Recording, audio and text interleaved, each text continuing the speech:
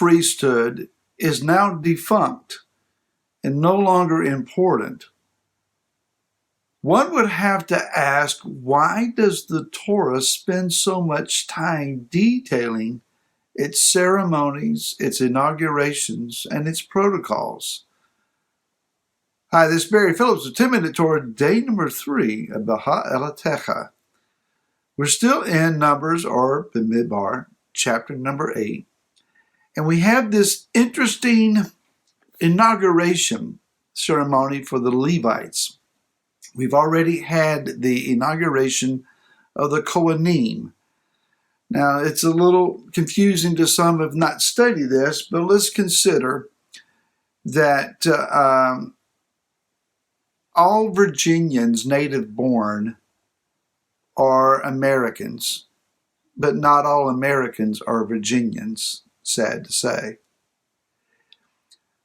All Kohanim are Levites, but not all Levites are Kohanim. That is, they're not of the priestly family and direct lineage of Aaron.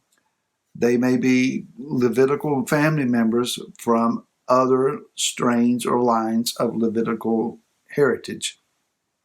I hope I made that clear. So now we have the Levites, those of the family of Kohath, of Gershon, Merari, and they have been detailed as to their job assignments, and now they're going to be inaugurated. And there is an ascending offering and a sin offering of bulls that are dedicated to them, along with its meal and drink offerings. And then it says that in verse 10, you shall bring the Levites before Yahweh, and the children of Israel shall lay hands on the Levites. So there is this ceremony of the laying on of hands, the transference of authority and power and unction, if you will. And then verse 11, and Aaron shall wave the Levites before Yahweh, a wave offering from the children of Israel, so that they be for the doing of the service of Yahweh. One commentator goes so far as to say that Aaron would go behind each one of these Levites, squat down and pick him up with his hands at his thighs, on the man's thighs, and the Levite would then kind of sit back into Aaron's grasp and support, and Aaron would lift the man up, go up, down, back, and forth, and set him down. And then he would go to the next one. Now, I don't know how big these men were, but there was 8,580 of them. For Aaron to do that almost 8,600 times seems to require superhuman strength. So I don't know if that's exactly what happened. It could be that he just laid hands on their hands and waved their hands back and forth. I don't know. That's something you might want to investigate and see what you come up with, but it's an interesting little tidbit to investigate. Let's go a little bit further. Moshe is instructed to take. The phrase is take et, Aleph Tav, the Levaim, from among Bnei Israel, the sons of Israel. The word take here is chok, a kof and a ket, and it's from the same root word, lachak, that we see used in other instances, such as acquiring or taking a wife, or taking someone by the hand, seizing a hold of them, leading someone to another place. What's interesting to me is it never seems that Yah stops and asks the Levites, are you willing to accept this job assignment? Rather, Moshe is just told, go get them, take them, and tell them this is what they're going to do. Now, who's going to argue with Yahweh? Really? Do we ask that question? Has Yah ever asked us I need you to do thus and such, to abstain from something, to engage in something. I need you to be somewhere. I need you to move from somewhere. I need you to speak something. I need you to be quiet. And we fail to recognize the authority that is speaking to us, and we really don't obey.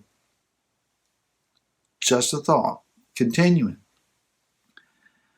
So to the opening thought of the defunct nature of the Levites.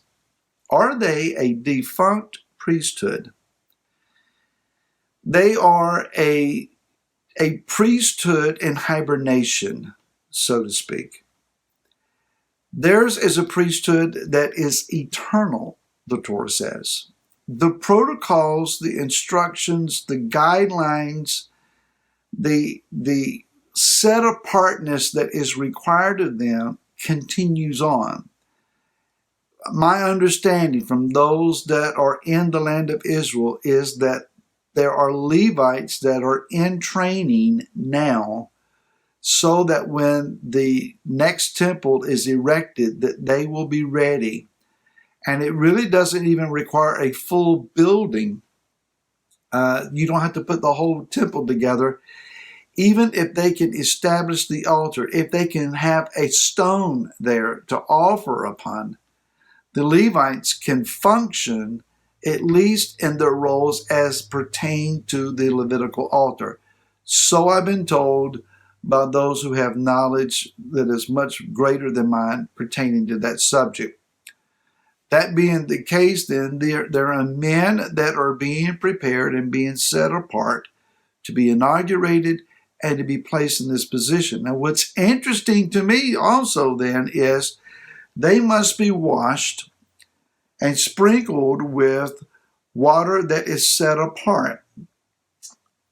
And the set apart water that we're talking about here is the water of purification, which is processed to the ashes of the red heifer. So therein you find the great need for the ashes of a correct red heifer. Many have been presented, many have been disqualified that we know of. It's possible that there is a red heifer that has qualified and that is remaining qualified, that might be slaughtered, that might it's used, processed then through the correct procedures, and they obtained in the waters or the ashes of the red heifer and setting the priesthood apart.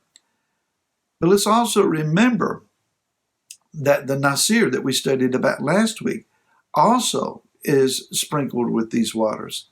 So there is a connection between a Nasir, one who has elevated themselves to be closer to Yah, and the priest. There's one more. The one who has been stricken with Surat. That is, they have experienced the great forgiveness of Yah, and they have been restored. Even more lofty in position than a Nasir, although that is extreme in its elevation, is the one who has found the depths of despair and prayed and found forgiveness, and now has been restored and brought back into the camp of Israel. Folks, that's our story. We were covered in the Surat, the malady of the spirit, from a variety of pagan issues and heathen tendencies and false doctrines and lineages that were corrupt, and on the list goes. We found our depths of despair, and Yah redeemed us, and it has brought us back, and He has sprinkled us with the blood of Messiah Yeshua. Hebrews chapter number 9. Verse 13, for if the blood of bulls and goats and the ashes of a heifer, sprinkled and defiled, sets apart for the cleansing of the flesh, how much more shall the blood of Messiah, who through the everlasting Spirit offered himself unblemished to Elohim. Cleanse your conscience from dead works to serve the living Elohim. Think on that. We'll talk more tomorrow. And until then, shalom.